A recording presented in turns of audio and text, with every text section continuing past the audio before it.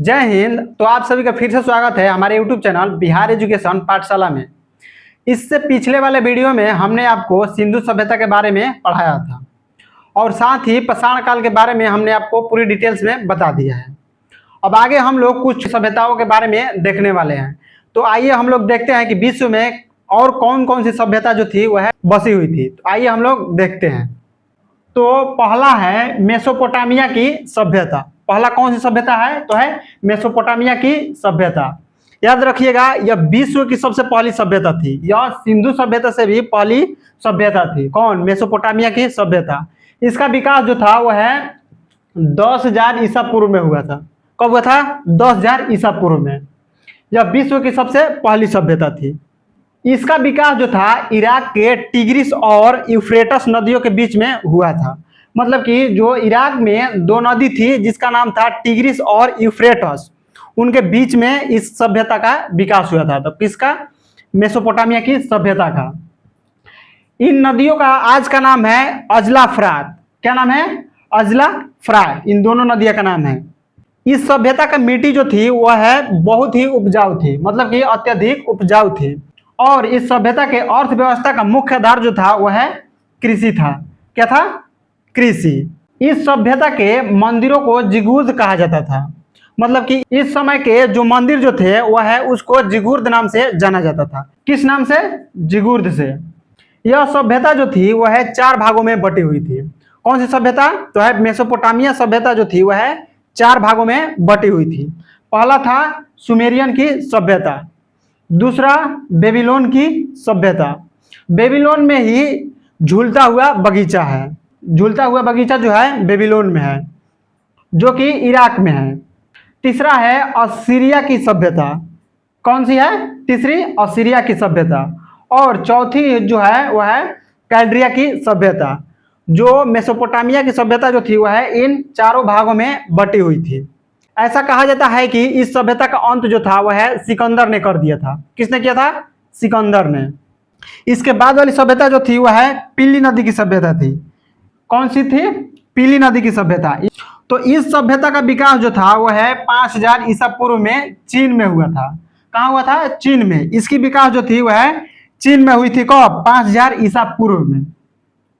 यह सभ्यता जो थी वह अपने उपजाऊ भूमि के लिए प्रसिद्ध थी। किसके लिए? मतलब कि यहाँ की जो भूमि जो थी वह बहुत ही उपजाऊ थी। हालांकि जितनी भी सभ्यता थी वह उनकी मिट्टी जो थी उपजाऊ ही थी, लेकिन यहाँ की जो भूमि थी वह कुछ ज्यादा ही उपजाऊ थी। तो यह इस किसके लिए प्रसिद्ध थी? तो है उपजाऊ मिट्टी के लिए प्रसिद्ध था। अगला हम लोग देखते हैं मिस्र की सभ्यता। तो है इसका विकास जो था वह 2100 ईसा पूर्व में हुआ था। कब हुआ था? तो है 2100 ईसा पूर्व में। यह सभ्यता जो थी वह मिस्र के रेगिस्तान में स्थित थी। कहाँ? रेगिस्तान में।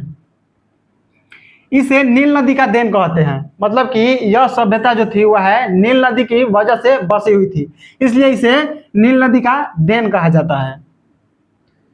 इस सभ्यता का विकास जो था वह फिरौन के नेतृत्व में किया गया था। किसमें? तो है किसके नेतृत्व में? तो है फिरौन। फिरौन एक राजा था, उसके लीडरशिप में जो था वह मिस्र की सभ्यता का विकास किया गया था। यह फिरौन जो राजा था वह बहुत ही क्रूर था, मतलब कि बहुत ही अत्याचारी राजा था। यह अपने आप को भगवान मानता था। ये कहता था कि भगवान कोई नहीं है, मैं ही हूं। तो यह बहुत ही अत्याचारी था। कौन? फिरौन। इस सभ्यता में पिरामिड, सूर्य कैलेंडर तथा मम्मी का विकास हुआ था। जो पिरामिड है वह इसी काल का बना हुआ है। कहाँ का है? तो है 2100 साल पहले का ही बना हुआ है। इसमें सूर्य कैलेंडर, सूर्य पर आधारित कैलेंडर का विकास हुआ था। मम्मी का विकास हुआ था। मम्मी मतलब कि जो लाश होती है उसको कुछ सालों तक रख दिया जाता है तो वह गलता सड़ता नहीं है, उसे मम्मी कहा जाता है। अर्थात इनका रसायन शास्त्र जो था वह बहुत ही सुदृढ़ था, मतलब कि बहुत ही बढ़िया था। अब सोचिए ना कि उस समय के लाश को जो था वह एक केमिकल के माध्यम से रख दिया जाता था तो वह बढ़िया से रह जाता था, कई सालों तक रह जाता था। तो आप अंदाजा लगा सकते हैं कि उस समय का जो रसायन शास्त्र होगा, यानी कि केमिस्ट्री होगी, वो कितना बढ़िया होगा। मतलब कि उस समय का रसायन शास्त्र जो होगा वो कितना बेहतरीन होगा, आप इससे अंदाजा लगा सकते हैं। गीजा का पिरामिड जो है जगह यहाँ का सबसे प्रसिद्ध जगह है। कहाँ का? तो है मिस्र का। तो आइए अब हम लोग आगे की सभ्यता को देखते हैं। तो आगे जो सभ्यता थी तो है रोम की सभ्यता थी। कौन थी? तो है रोम की सभ्यता। यह सभ्यता जो थी वह है 600 ईसा पूर्व में बसाई गई थी। कब? 600 ईसा पूर्व में। इस सभ्यता का विकास जो था वह है इटली में हुआ था। कहाँ हुआ था? इटली में हुआ था। यह धीरे धीरे पूरे भूमध्य सागर पर फैल गया। इसका विकास तो इटली में हुआ था, लेकिन यह धीरे धीरे पूरे भूमध्य सागर पर फैल गया। कौन? तो है रोम की सभ्यता।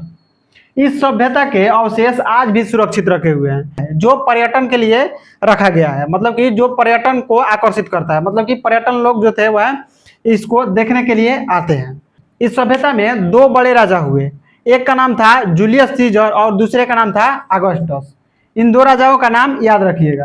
पहला कौन थे? तो है जूलियस सीजर और अगस्टस। जूलियस सीजर की हत्या जो थी वह है उसके मंत्रिमंडल द्वारा ही कर दिया गया था। मतलब कि उनके अपने लोगों ने ही उनका कत्ल कर दिया था। कैसे? तो है चाकू से मारकर। उनके ऊपर एक नाटक लिखा गया है जिसका नाम है जूलियस सीजर। उनके ऊपर आधारित है। किसके ऊपर? तो है जूलियस सीजर के ऊपर आधारित है यह नाटक। उनको लिखा है, इसको लिखा है किसने? तो है विलियम शेक्सपियर ने लिखा है। किसने लिखा है? विलियम शेक्सपियर ने। अगला है फारस की सभ्यता। इसका विकास जो है 500 ईसा पूर्व में हुआ था। कब हुआ था? 500 ईसा पूर्व में। इस सभ्यता का विकास जो था वर्तमान का जो ईरान देश है उसमें जो इस सभ्यता का विकास हुआ था। इस सभ्यता के लोग जो थे वह फारसी बोलते थे। क्या बोलते थे? फारसी बोलते थे। तथा ये पारसी धर्म को मानते थे। किस धर्म को? पारसी धर्म को मानते थे। इस सभ्यता का अंत जो था वह सिकंदर ने किया था। मतलब फारस की सभ्यता जो थी वह इसका अंत भी किसने किया था? तो है सिकंदर ने ही किया था। तो ये थी विश्व की सभ्यता जिसके बारे में हमने आपको बता दिया।